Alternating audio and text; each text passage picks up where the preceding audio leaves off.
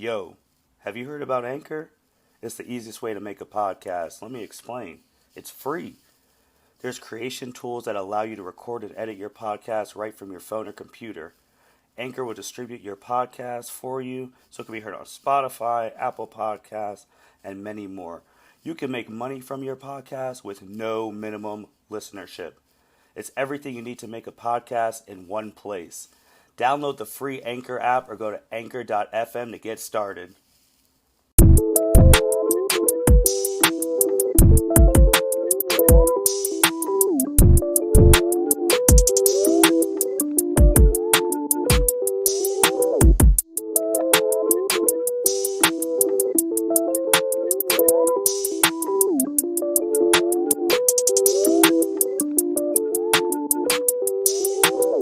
Welcome, everyone, to the L7C podcast. Today, we have a very special episode for you all today. Today, we are talking to the great Madison Mikhail Bush. How are you doing today, ma'am? I'm great, Martin.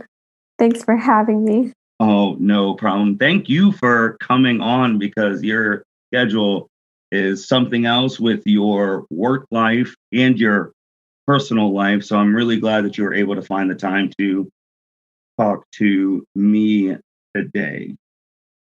Oh, old friends take priority. So even if it's 8 a.m., we will make this happen. That's true. 8 a.m. right before work. But the reason that I honestly wanted to talk to Madison, especially this month, is because obviously we've been highlighting women during Women's History Month. And Madison, since senior year of college, I've already proclaimed as the GOAT. And every time I tweet her, I always use the GOAT emoji. And I had to highlight her on Women's History Month because she's simply the best. And she does so many great things. And I just wanted our audience to know what she does. So, Madison, if you can just tell everyone quickly like who you are and what you do, and then we'll go from there. Perfect. Well, like Martin said, my name is Madison Mikhail Bush. And I highly recommend having friends like Martin in your life that can hype you up years and years and years before you do anything significant. It's great for people to see your potential and what you can do. And it's true. Every time he tweets me, he uses the goat emoji.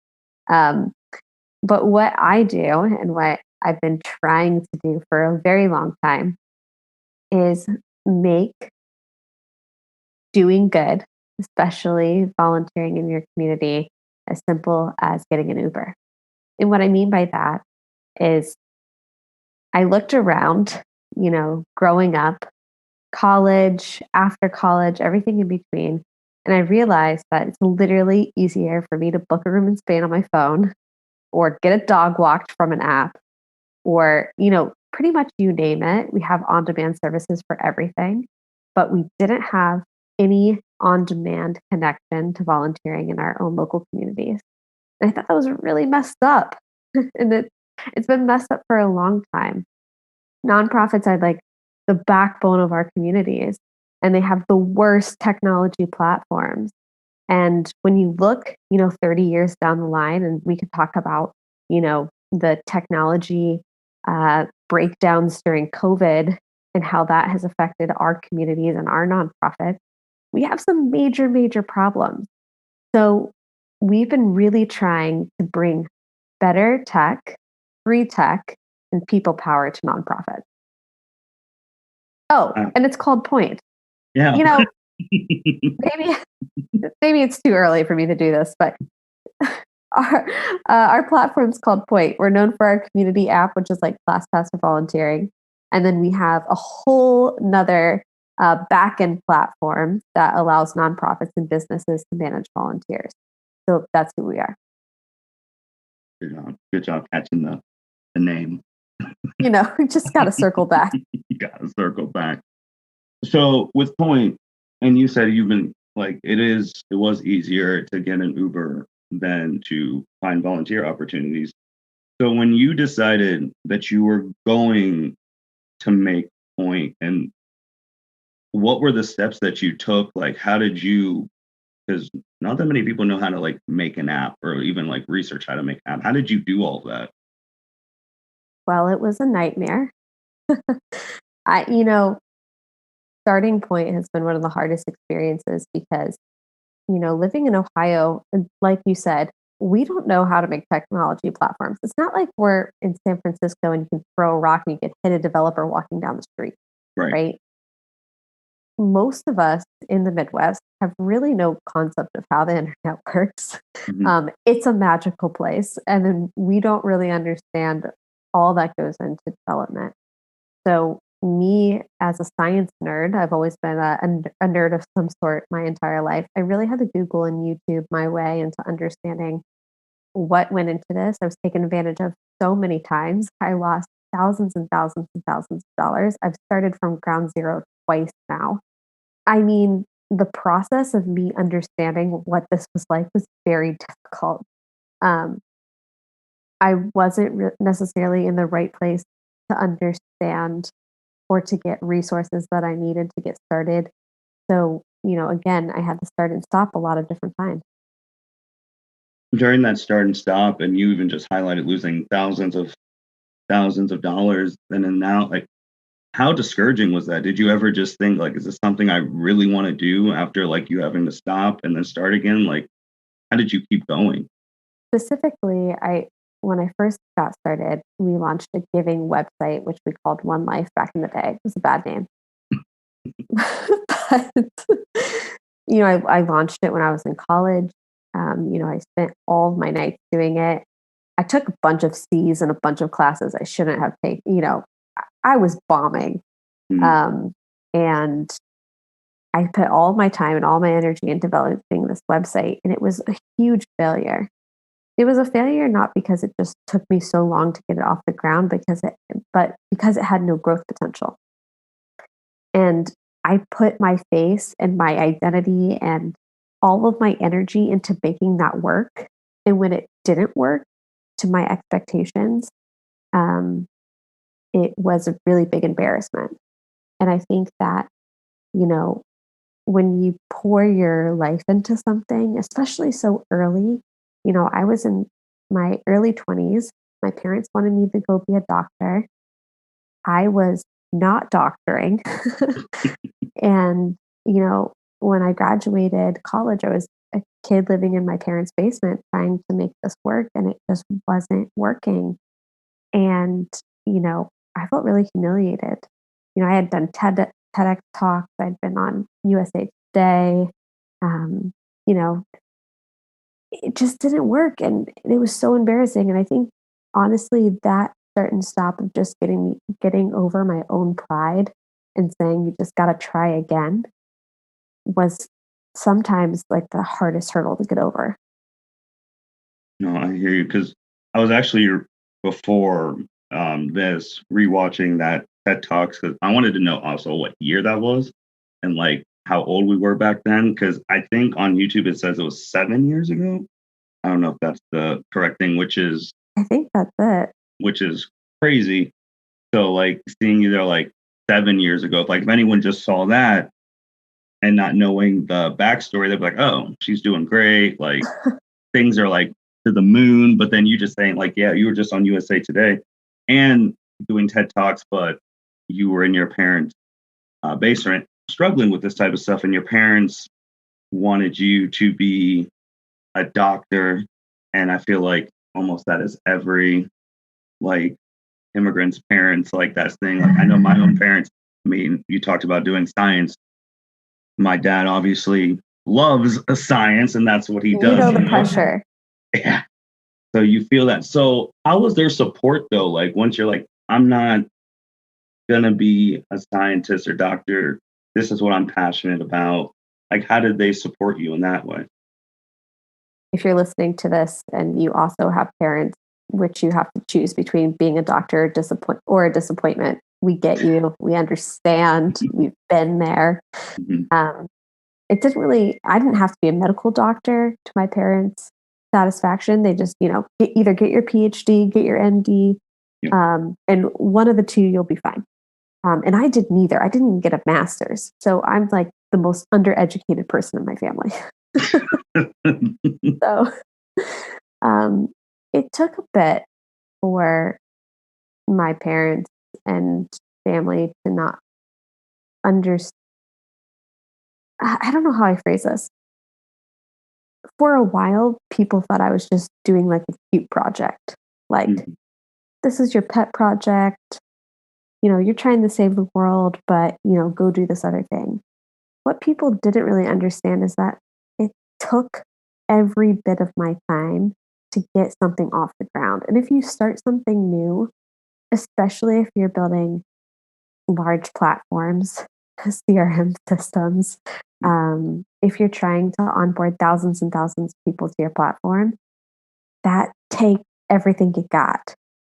And, you know, I'm not super sure if everyone understands what I do now because, if you live in a family where science is everything, they really don't understand any other career. No. But I think we've gotten to the point where they understand the impact that point has and what we do.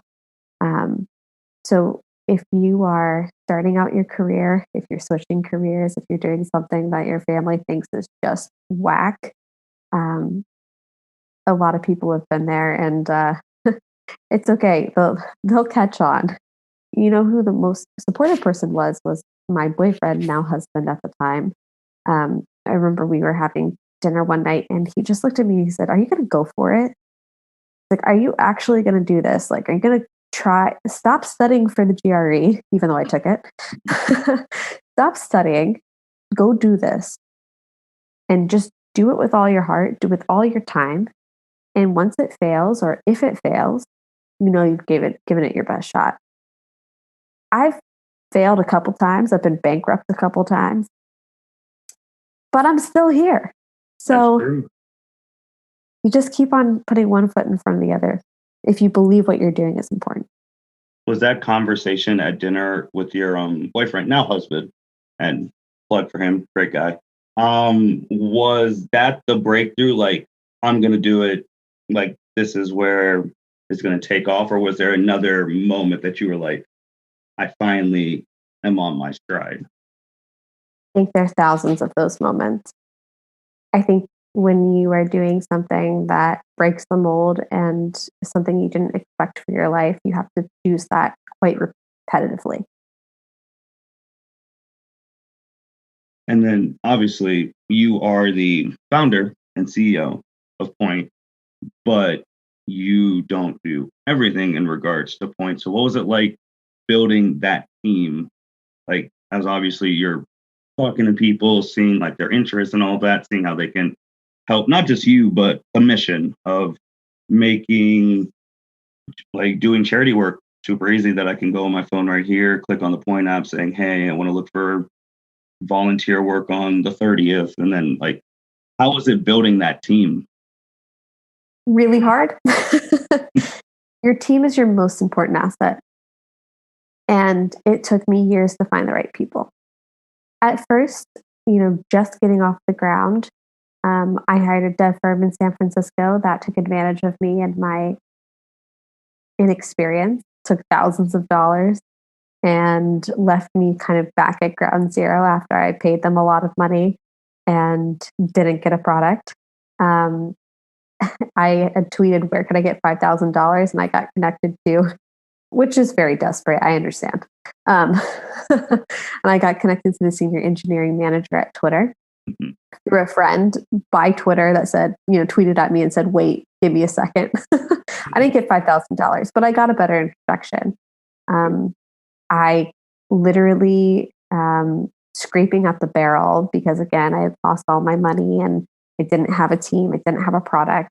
I had called a friend that I had met at a frat party at my husband's frat years and years ago, who said, "Hey, let me know if you ever need help like developing this app. I know you have this idea."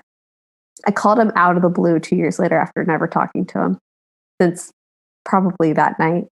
And it was the night before Thanksgiving. And I said, "Hey, I don't know where you are in life, but remember 2 years ago at this frat party, you said you'd build me an app.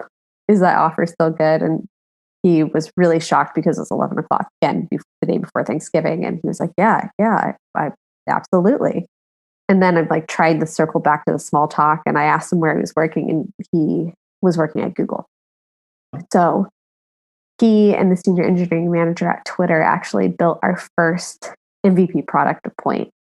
And then from there, I had to find volunteer developers. Remember, at this point, I'm broke because I lost all of it. Mm-hmm. Yep. And we really like scraped our way to a product, which is not how you do things. Normally, you make this like MVP product and you show it to a bunch of investors who give you money, but no one was going to give me money. This like random girl from Ohio that has never done tech before. I was like laughed out of investor offices. People canceled their meetings with me. I went to every single Rotary Club in Central Ohio trying to fundraise money. I got $100 out of 24 meetings. This is how bad it was to start. It was very depressing. And I'm like, again, I'm living in my parents' basement at the time, very broke without anything to show for it. So during that time, gathering your team is really, really hard.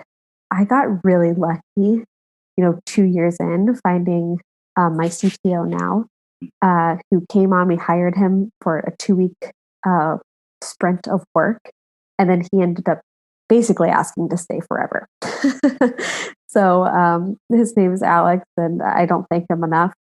And Alex and I have been a team now for about 3 years.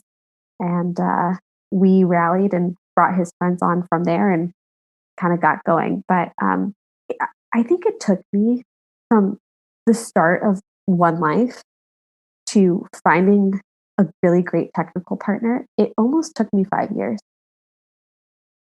Like that's how long it took for me to get off the ground. It's embarrassing to talk about.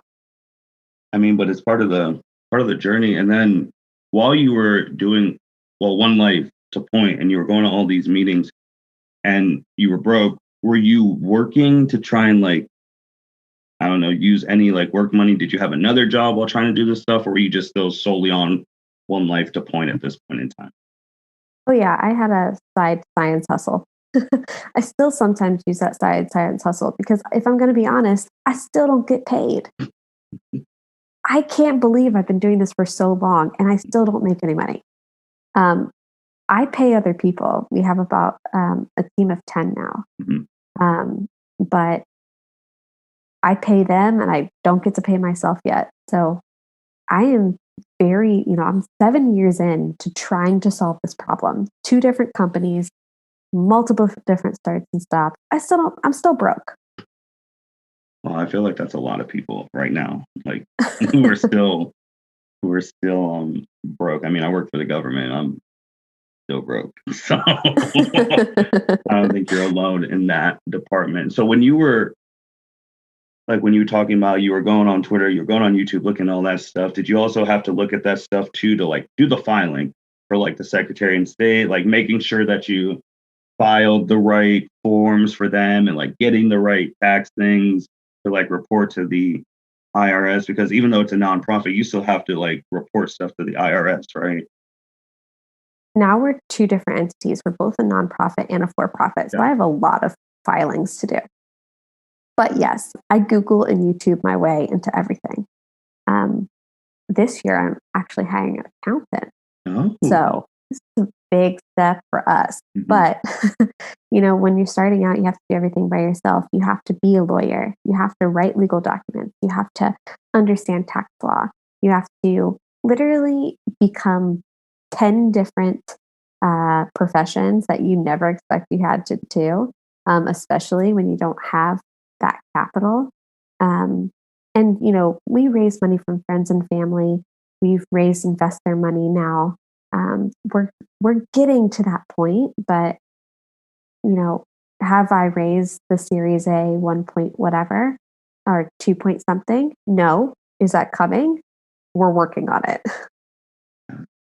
That was awesome. And getting an accountant, yeah, you need one, especially don't want to mess up. But I was like looking at previous conversations you've had, and you've been featured in almost everything under the sun. Columbus CEO, Forbes. I think the one I was reading last night was the Future 50, which I didn't even know Future 50 existed. I honestly just Googled your name just to read every single thing that I didn't know about you. So, and then the one that was really interesting to me, which was a little while back, 2019, five things I wish someone told me before I became a CEO. And that was with Authority Magazine. And I felt like that one was very candid because, as you were just saying, like, it was hard. Like, just to put it in simple terms, it was really hard to do all of that. And with it being Women's History Month this month, how hard did it make it harder being a woman CEO doing all these things? Did you feel like that played effect, that people weren't taking you seriously because you're a woman? Like, how did you feel about that? I had a couple things that didn't necessarily make me the best candidate, especially for funding. And I want to say these things with a grain of salt because I truly believe that in this world, there are a lot of advantages and there are a lot of disadvantages that every human being has. And, you know, someone like me, I am very privileged in a lot of different ways. And I think that so many times we focus on our disadvantages rather than our advantages. Being in Ohio makes it kind of tough for us to, get a leg up in the tech world. But so does living in Ghana or Mhm. Nigeria or other parts of the world. So I want to say these things with a grain of salt because I understand that I have a great leg up on life. um, but yes, essentially, it is difficult to be a woman in tech. It is difficult to be a young woman in tech from Ohio that has no background and no experience. Yes, it's hard for, me as a young woman with a high squeaky voice and acne walking in to be sitting in a room with all 50-year-old gray haired white guys Mhm. and people asking me when my boss is coming. That's tough. But everybody goes through those moments. And I think that no one is necessarily excused from them, no matter your demographic or your gender profile or anything like that. So it's tough. You know what also has been tough is it's been tough to be pregnant and CEO. um, you have this fear once I'm having a baby, and when you start fundraising and having a baby, a lot of people count you out. As a woman, when you decide that you're ready to bring another life into this world, the business world thinks that you're about to retire. Why? And I think a lot of women step out of work during that time. Investors will ask you, "Are you planning to have kids?" And you're sitting there and you're like, "I'm 4 months pregnant." um, and it's uncomfortable. It's very, very uncomfortable. And, you know, so many people say, don't tell anyone that you're about to have a baby, keep it under wraps, all this kind of stuff. I didn't. I mean, I didn't necessarily put it on blast, but it wasn't something that I was hiding necessarily. Mhm. Um, because I believe that I don't want those people in my court, anyways. If you believe that women can't handle having a job and raising a family when you don't ask those questions to men, I don't want you on my cap table. I don't want you on my team. I don't want you near me because that's not the type of future that we're working towards. So I'm fine with weeding those people out. Yeah, I think it's interesting in the fact that obviously true, they don't ask that to men if they're having kids, like if you're about to retire, because it makes it seem like it's a retirement sentence. Like once you're a woman in high power, obviously the highest you can be is like a CEO, and they're like, "Oh, I'm having a baby." They're like, "Okay, do we need to start thinking about a succession plan almost?" And that really does stink. But is that, I guess, now with COVID in effect, are you guys all remote or how are you guys doing it? All remote? Yeah, we're currently all remote, Uh, which is very interesting because, when I'm on Zoom, people can't tell I'm pregnant. yeah. So it's, some people are like, wow, you've really tried to hide this. If you're starting a family, whether you're a man or a woman, that's your family business. Yeah. I don't think that women have to be, upfront or um, almost apologetic for moving on or living other parts of your life. And I strongly, strongly believe that.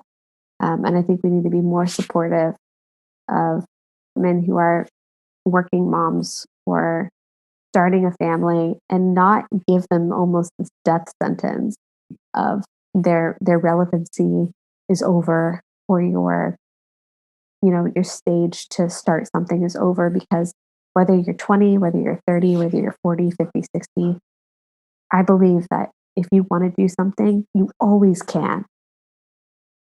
No, I agree.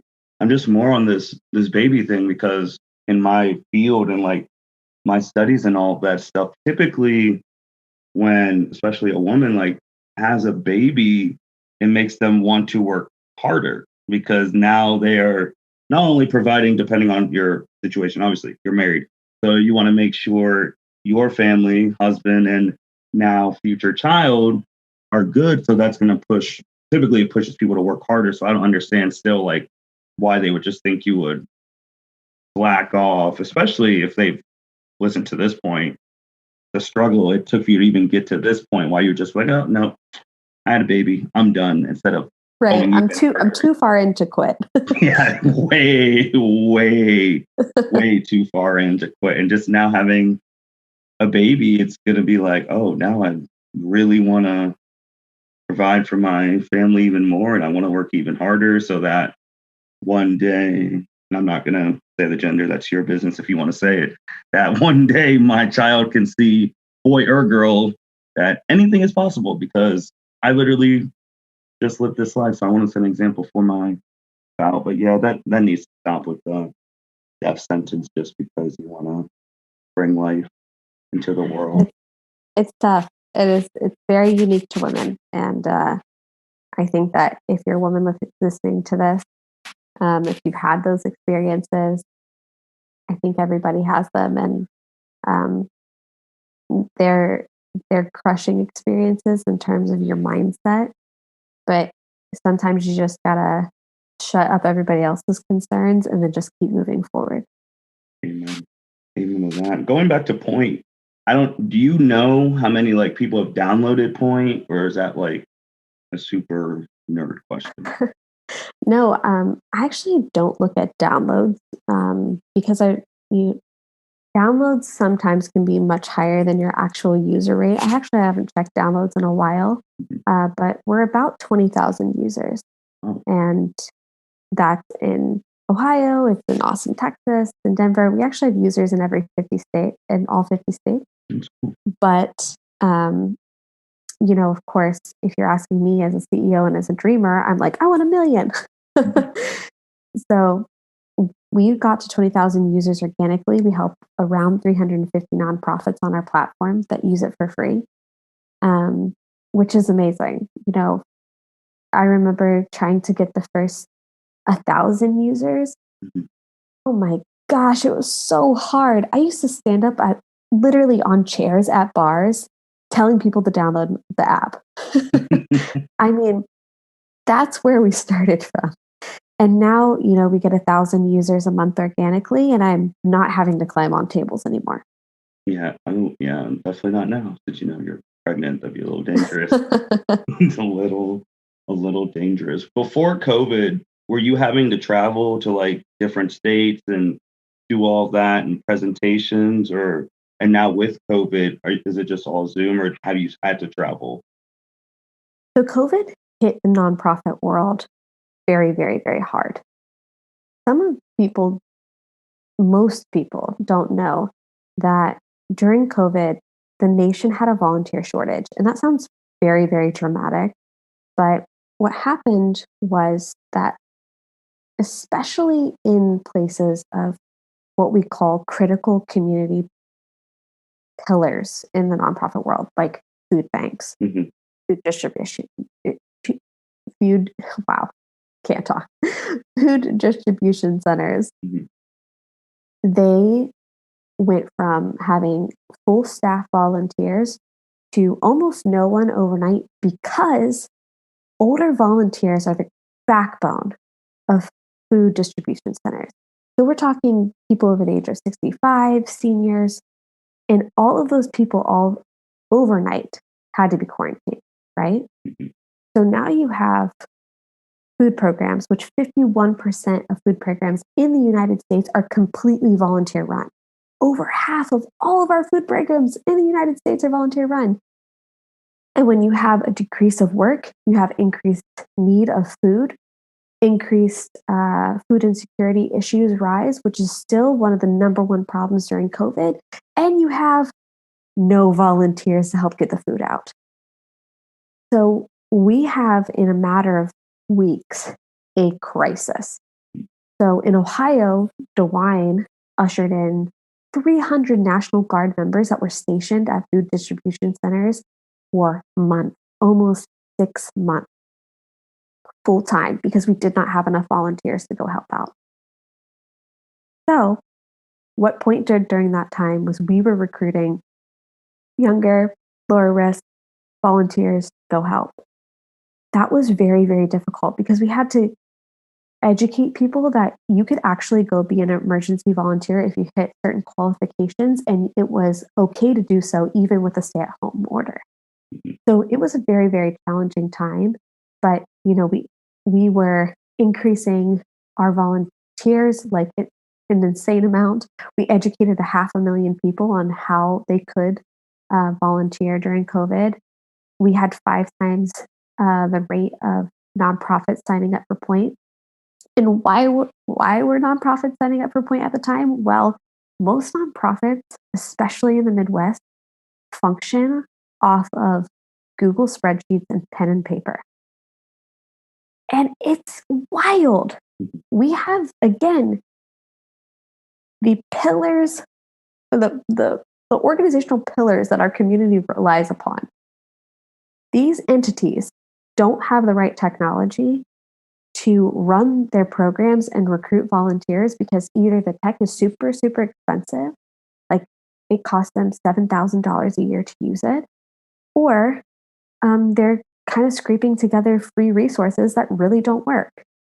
So, what Point does is they give them an operating system and says, you can use this product, Point, kind of like Eventbrite and Salesforce made a baby for a nonprofit. And oh, by the way, we have this recruitment tool, which is our app, that you could also get the people power you need.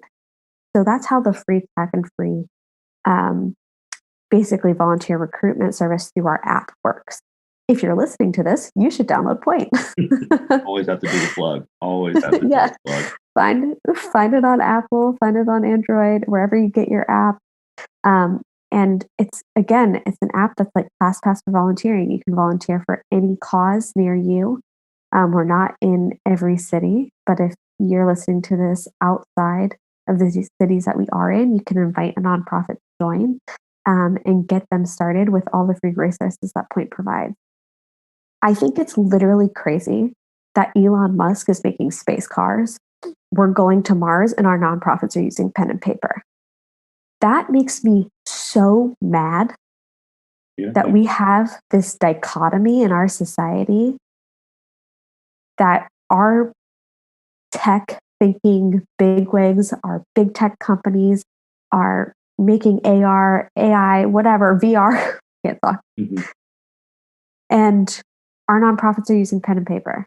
It's messed up. And it's about time it changes. Yeah, it really is. I guess the question too that I just had, because when you were talking about COVID and most of that, the food distribution volunteers being in that at-risk group, and then you were recruiting like the younger, like people who are less at risk. What's like Point's connections with the local colleges in like the Columbus area? Because obviously volunteering, especially when we went to Capitol, and like if you're in an organization, typically you need to volunteer, get volunteer hours. So what's like Point's connection with like in Ohio State, Ohio Capital, or Ohio Dominican, things like that. Currently, we don't have any colleges using our platform. Have we talked to every single college in the area? Yes. Have they taken the step to implement? No. And, that's also heartbreaking for me because those colleges have the chance and the opportunity to provide a resource to encourage their students to go do something. We work with high school systems. We have multiple high school systems that use Point to encourage their students to go volunteer, and that's what we're hoping is going to be the standard, right? Which schools provide, a free resource for their students to go volunteer. We can track their impact if they want us to track their impact, but um, after years and years of asking, I still don't have any colleges on board. I think we'll get there, but I think maybe they're just a bit slow to adopt. And I'm not throwing shade. I'm just telling you how it is. Right. And some of the easy wins you think would be expected, like, oh, of course a college would do this. Just sometimes they're not pulling the trigger. That's interesting too, but a lot of colleges, I guess we're in that era where there's still a lot of things that are stuck in the old ways and they're not open to new changes because their old guard is still in effect. Maybe when a newer group, maybe a younger board of trustees or like a younger president of a university or whoever is in charge of whatever, get in there and they're just like, yeah, we need to adapt with the times because you guys are obviously adapting with the times and you're keeping up with the times and going forward. You guys are the way to go. So I guess with Point now, like what's the future for Point? Like I know you said that a million number, but what are other goals that you have going forward for you guys? My main goal is getting nonprofits the tech tools that they need. I think with COVID, we've been launched basically 20 years in the future. Last year, I could never get a nonprofit to do a video chat with us. We had to fly to them. We had to go to their door and pull out a computer and show them how to use something. And, within 3 months of COVID, they're now using Zoom. So my hope and my goal is to bring nonprofits, especially local nonprofits. I'm not talking about the Save the Children's or the UNICEF or the Charity Waters. I'm Mhm. not talking about national nonprofits that have millions of dollars. I'm talking about our community nonprofits that are in our communities that just don't have the resources like us. That's my goal. I want to get them on this platform because I want them to operate in a way that makes them absolutely efficient and easier and allows them to reach a younger volunteer crowd because they need it moving forward. They need it now because of COVID. They need it 10 years from now in the future. And we need to start building those connections and building those bases so our community thrives. Yeah, no, I 100% agree, especially with volun the volunteering and obviously you looking out for the little guy, the local people, because the bigger volunteer, like the units, like to Save the Children, all of that, they already have their millions and millions. And I think it also puzzles me too that those bigger, well, money, I guess, plays the biggest factor, that they don't help the littler organizations like get off the ground because if the goal and the mission of your organization is to help people, you would want to help other organizations that help people. So I just never understood why. But again, money plays a factor, but always I think it's puzzles. also really interesting to note, especially because of Women's History Month, that most local nonprofits are run by women. I did not know that. Women are the backbone of our nonprofits. 75% of the nonprofit workforce nationwide is women driven. That That's incredible. yeah. 85% of our users, our nonprofit users on Point are women. Sometimes that pushes to 90%. That means women are the ones that are recruiting the people power to go solve the problems in our society. Our tech platform is specifically made for women. I believe that what we do at Point, and I tell my team this all the time, is to empower women to change their communities through tech. Because these women are the ones that are seeing the problems in their community, and they're the ones that are stepping up to solve them. And when you're thinking about the local homeless shelters, the local food distribution centers, the local initiatives to provide, different resources to human trafficking victims, those initiatives, 75% of the time are run by women. Oh, it's crazy. I actually had no idea of any of those stats. I felt like I thought it was around like 60, but I didn't think it was 75 and above, because that is crazy. And speaking of the Women's History Month, I feel like that's underreported because Right. I didn't know it either. And I was in the nonprofit space for a long time until I was looking at our numbers and I'm like, why are almost 90% of our users women? And I dug more into it and I kept on digging and I realized that the entire nonprofit industry across the US is powered by women. I wonder if those people who think that when women have kids, they go into retirement, because I'm pretty sure some of those women do have kids and they're working full time and volunteering. Just to circle back on those people. But Madison, honestly, I feel like I could talk to you forever since we haven't talked in so long. I know. But I do want to be conscientious of your time. So do you have any, obviously plug your stuff, do you have any shout outs, last words before we wrap this up? Take out your phone. No one ever does when I'm like talking on a podcast or even I will do it right now, but don't. I honestly thought Take out your phone. Fair enough. Back in the day, though, did have it on my old phone, like back in when you were like first starting. So just saying that. But since I've recently upgraded, I don't have all my apps back. So I will do it right now, actually. So now you can video proof. Welcome to Point. Doing it right. Well, if my thing would load. But continue on. I'm doing it right now. Just search for Point wherever you get apps. And it's called Point Volunteer Near You. And let us know. There you go. Yeah. Okay. Oh, Apple password. Continue. Martin, it's been great talking with you. Thanks for giving me the opportunity to catch up and